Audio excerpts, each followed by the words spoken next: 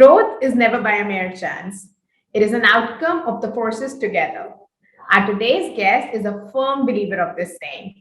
I am Prati Ahuja and this is F&B Talks, a knowledge-based series curated for restaurateurs, powered by the Restaurant Times. Today we have with us a very young and talented F&B entrepreneur, Akshay Balwani, present director of RD Groups. Akshay entered the hospitality industry very young. Having previously worked with Microsoft as a product marketing manager, his passion for food drove him to enter the industry. Akshay discovered the potential for pizza outlets in Mumbai, and that is when he decided to pursue with the master franchisee of Sbarro LLC. Sbarro India is operated by Upper Crust Foods Pvt Limited. It delivers authentic New York style pizza across. Today, Sbarro India has more than 20 plus outlets in Mumbai. Welcome to F&B Talks, Akshay. It's amazing to have an inspiring leader like you here in our community. Thank you. Thank you. It's a pleasure to be on this call. All right. So without any further delay, let's move towards the questions. So my first question to you is, like, Sbarro first entered the Indian market in 2012, and as of now, the brand has been able to expand more than 30 outlets. So what has been your expansion strategy for that, and what are the best and the most effective ways to sustain and expand in this industry? So, I've only joined the business about 5 years ago. For the first 5 years of the business, our MD, my mother, Rashmi Balwani, was the one who kind of conceptualized, brought the brand to India, set up the whole structure initially. And as a company, we've always thought that we see a lot of brands open and close in very quick succession. And we do see that happens because of the wrong choice of partners, the wrong locations, the mismatch between the brand and what the customer wants. And does it fit with what your brand is offering? So we've taken slow and we've taken it to match what the brand is offering. So what Sbarro does is it brings a premium product with a value proposition and a value pricing.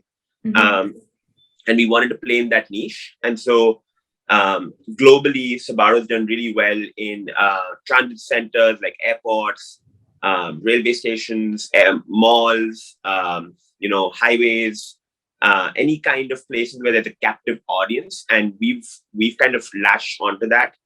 And we've built in our own ways in whatever India has to offer.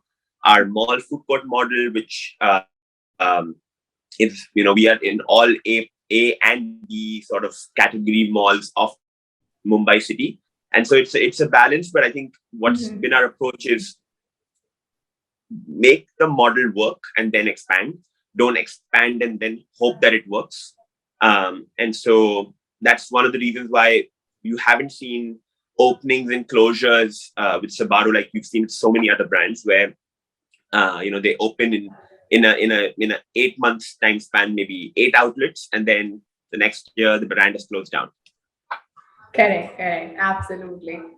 So coming on to my next question, like Sbarro India is on a mission to provide the quality pizza experience to the Indian masses at a value price. So we would like to understand your thought on formulating an effective pricing strategy. Also, how do you balance the cost of production versus the pricing? Keeping in the mind inflation rates are constantly increasing and raw materials are getting more expensive. Yeah, I mean, that's a constant challenge, quite honestly. I don't think anybody has mastered that, especially in the value segment. Correct. Maybe, of course, there's the big volume players like Domino's and McDonald's, and they have the huge volumes required to lower their cost enough where the cost per product gets really affordable, and then obviously the margins improve. But in the mid segment, sort of where we are, the 30 to 50 outlet sort of brands, it gets hard because we have the cost structure of a bigger company with the big outlay, and then we don't have the volume enough to, meet those big economies of scale. But what we've tried to do always is benchmark what we want as our target food costing and play with sort of discounting, play with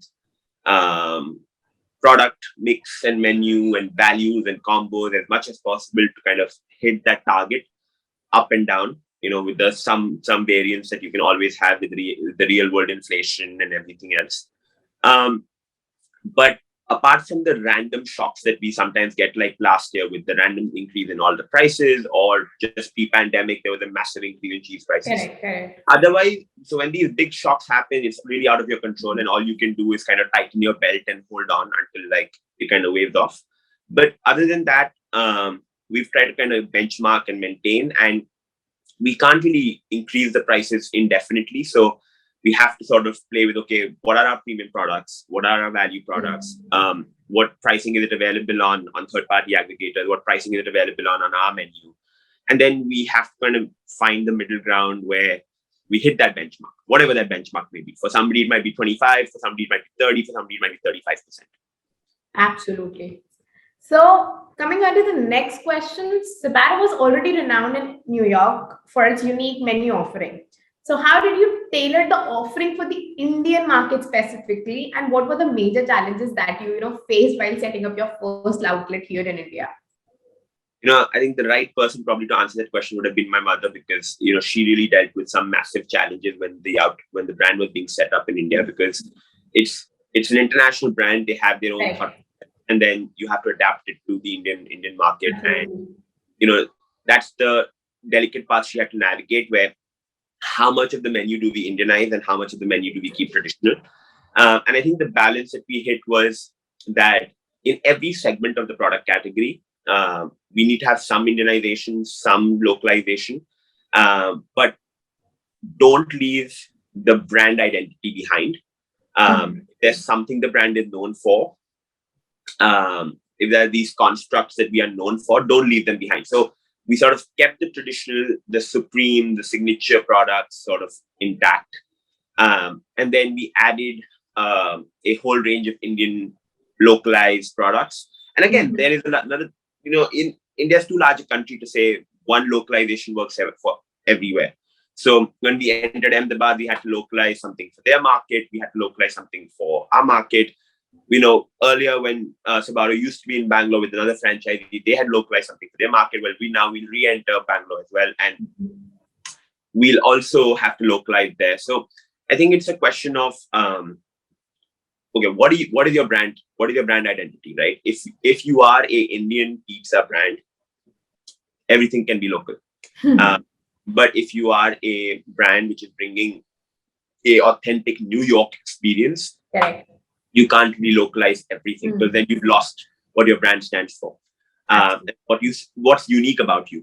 So we've done sort of I would say a 40-60 mix. So 40% of our menu remains sort of traditional, and then 60% of it is sort of localized, and not always to Indian flavors, but localized to Indian tastes and preferences. So we do a barbecue pizza, but it will have that zing of spice and sweetness that Indians would like. We do a Mexicana pizza, but again, it would have that zing of that salsa and spice that Indians would like. So it's not that I'm putting everything Indian flavored, but it's that I'm like meeting the product to what the Indian customer would prefer. Absolutely. No. Now the next question is like pizza is like a tough category to be in India, in the Indian market, and there is like a stiff competition amongst the international and the national brands already. So what Yeah. has been your experience in sustaining in this kind of market? See, the pizza market is too large. Correct. Absolutely. So globally, it is said that the burger market is the largest, and the pizza market is the second largest. I don't know if that's true for India. And India, I sometimes feel like the pizza market might be the largest, and then the burger might be the second largest, because there's so many players. Absolutely. There's the leader, right? The market leader. And then after the market leader, there are many players. So the thing for us has been, what is our niche, right? Because if you are just like everybody else, then there is nothing which will make you last in the long term. For the short term, you may be able to get a lot of transactions by doing a whole bunch of offers or a whole bunch of other things, and that works in the meantime. But how do you make it work in the long term? Then you have to find your niche. And our niche had been, there are 3 fundamentals to our pizza. We don't change that. that hand stretched dough, that San Marzano style tomato sauce, and the 100% whole milk Mars. And no matter what the price of mozzarella cheese is, we will not waver away from it. So that's our fundamental core. And then everything else is sort of that we've had to also learn from the market, learn from the competition. So learn from the big players, the Domino's, the Pizza Huts, but also learn from the local players. Each geography within Mhm. Mumbai, I can say Malad has its own local favorite. Andheri has its own local favorite. Bandra, South Mumbai, they all have local favorites. So you have to learn from your local favorites. You have to learn from your large players and find what's good to take, but also how do you keep your identity intact. So for us, it's been keep the core constant, don't change the core. Mhm. Then play with the value element and also the flavors. And what do we do best? What we like to say is when you eat a Sbarro pizza, you won't find the tastes only when you get that particular topping. In a lot of pizza, it's like, okay, it's same everything, and then you just put a topping, and that when you eat that topping, you get that flavor. But when you don't eat the topping, you don't get that flavor. With Sbarro pizza, we don't try to do that. We try to make sure that with every bite along the way, as you eat your slice, you will find the flavor that you paid for. So if it's barbecue, if it's makhni, if it's kadhai, if it's supreme, if it's pepperoni, there's enough product on there for every bite to have that flavor combination. And that's what kind of we think that, okay, if you can finish the edge, if you don't leave an edge, you've eaten the Sbarro pizza. If you leave the edge, you've probably eaten one of our. Superb, superb. So, coming on to the very important question that what kind of role do you think the technology has played in optimizing the operations and growth for Sbarro? Yeah, I mean, it's a world of a difference, right? In the last 10 years that we've been in the market, there was the original point of sale softwares were all enterprise based in a server, based on SQL, with no internet connection. Immediately, it would sync once in a day. No live data available. You had to depend on your staff to send you data. So there was no aggregator at the time. Deliveries could not be tracked. Inventory reports used to come laggard. So there was a whole right different world. And then I think in the last sort of 6-7 years, the world has really changed, Mhm. and to a large part because of the advent of the cloud and how it's made all the data so accessible to us. Where our point of sale is integrated now with the aggregators, we get the data live. We have the app from Posist. We use the app. All my managers, me, no matter where I am in the world. Last month I was on a vacation. I could I didn't have to call anybody. I didn't have to check with anybody. I don't use, WhatsApp has become a pain in my head, right? In everybody's head probably. So as little as I can see a WhatsApp, I'm happy. But that's where all the technology comes in. You can get real-time data. You can get updates on your stock, on what you're purchasing, on how much is left in each store. And I think it's also about giving the customer a better experience, obviously. So the customer has been able to see, okay, when that my order reach me, who the driver assigned, can I call the driver, can I call the restaurant, right? And all of that is part of what technology has given us. And it's also brought pain, obviously. There's always glitches, but I think in the larger interest, like I think we're moving in the right direction where the restaurant industry today knows a lot more about its own business thanks to technology than we did know maybe 6-7 years ago or 10 years ago. Absolutely. Thank you for a deep insight. So, coming on to my last question for this. So, what is your vision going ahead? And also, if you want to give any advice to all the budding restaurateurs. Um, there isn't, like COVID showed us, there isn't a straight line path to where you want to get. And I think I strongly believe in that, you can set goals. Mhm. And maybe our goal is to go from currently a single city sort of major presence in India to having a multi-city presence. And that's sort of our goal right now. But how we get there will keep changing.